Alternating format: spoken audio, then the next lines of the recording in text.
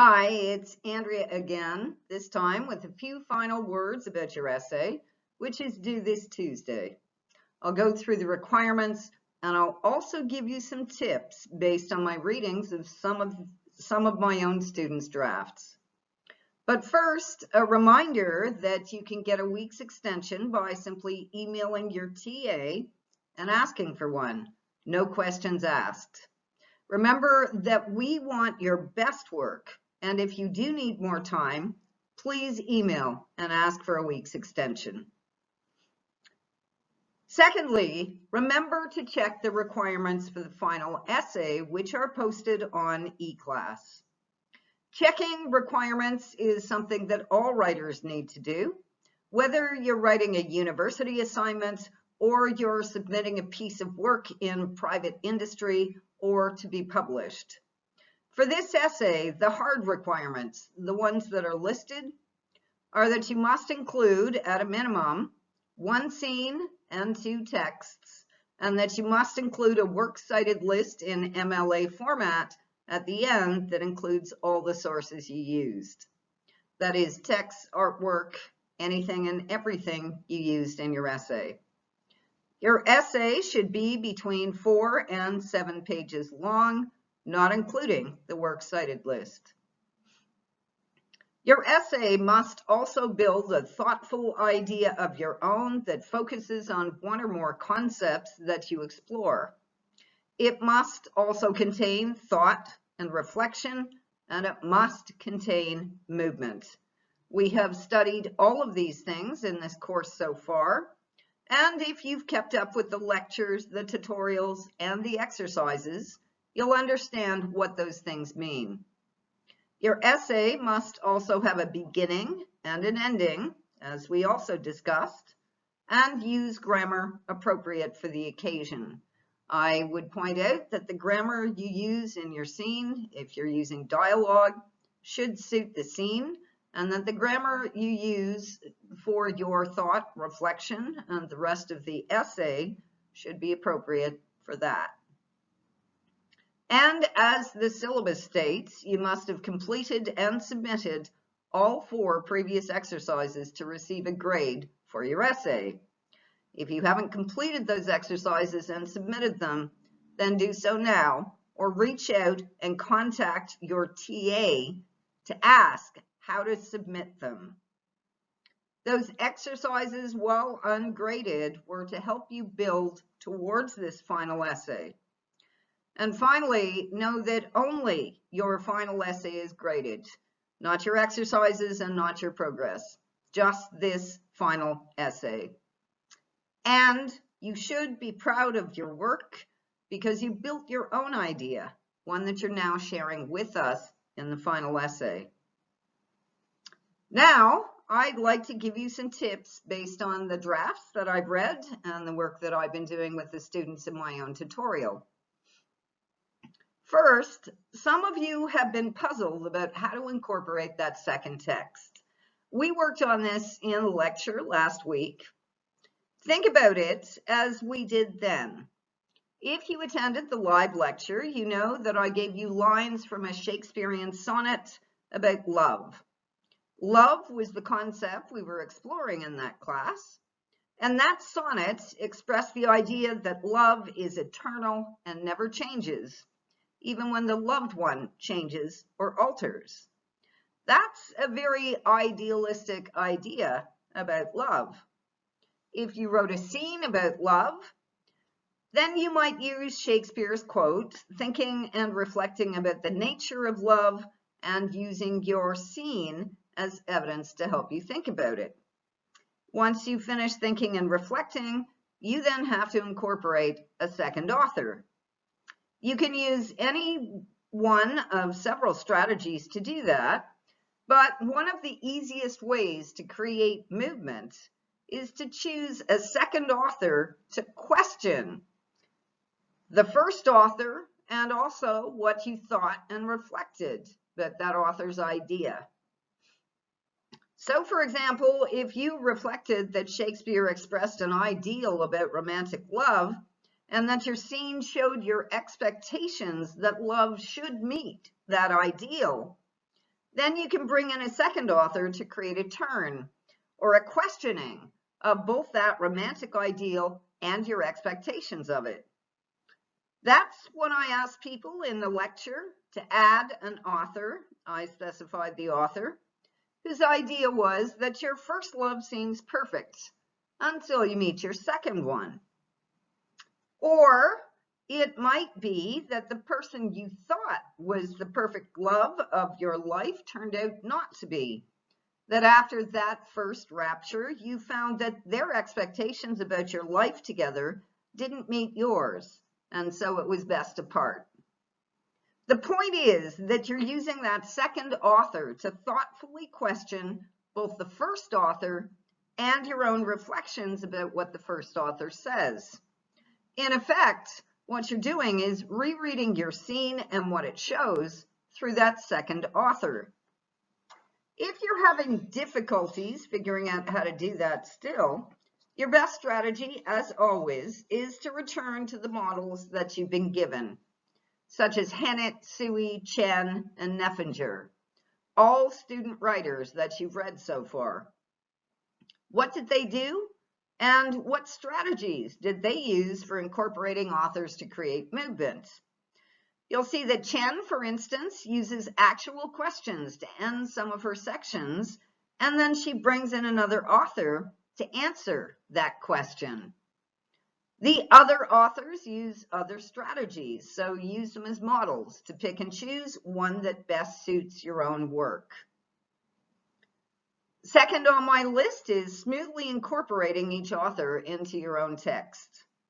I emphasize this skill because you'll be incorporating authors into your work for years to come, and your level of skill at doing so makes an impression on those who read and grade your work.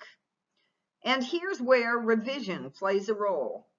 Once you've finished getting your thoughts on the page, go back to where you introduced each author and ask yourselves the questions that I'm going to give you on the next slide.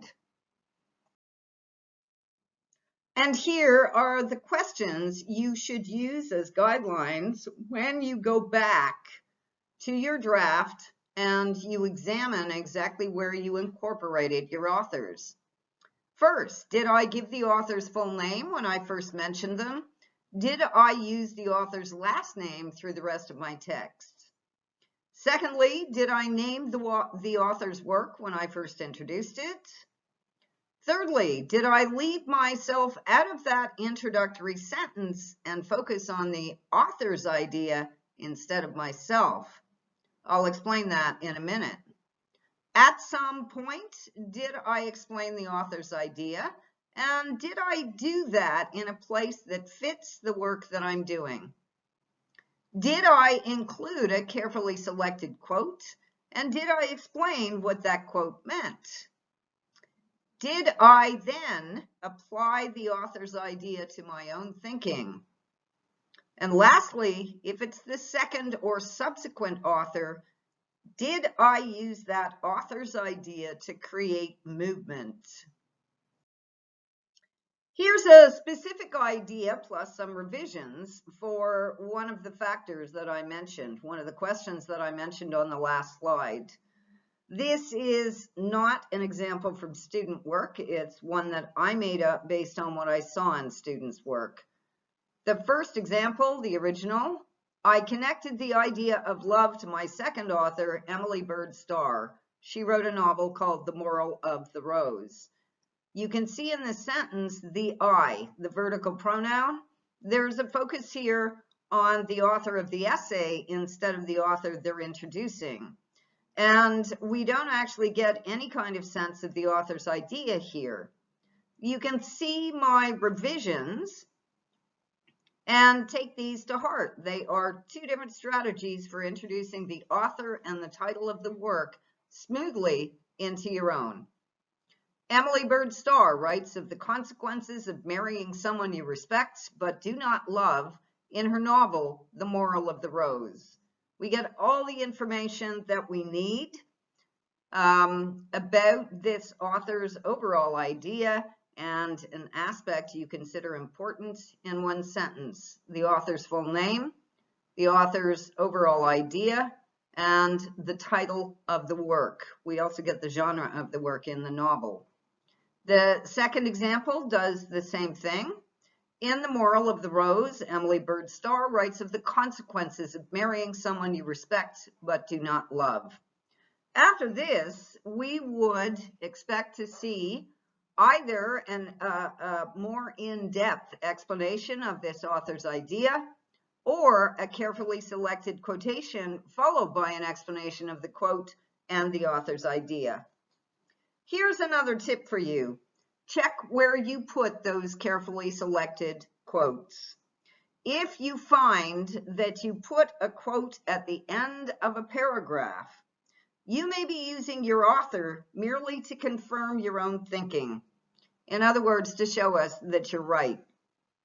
An easy fix for that is to move the carefully selected quote to before your thought reflection, and to make sure that you explain that quote. In other words, never just pop in or drop in a quote and leave the reader to do the work of figuring out why it's there.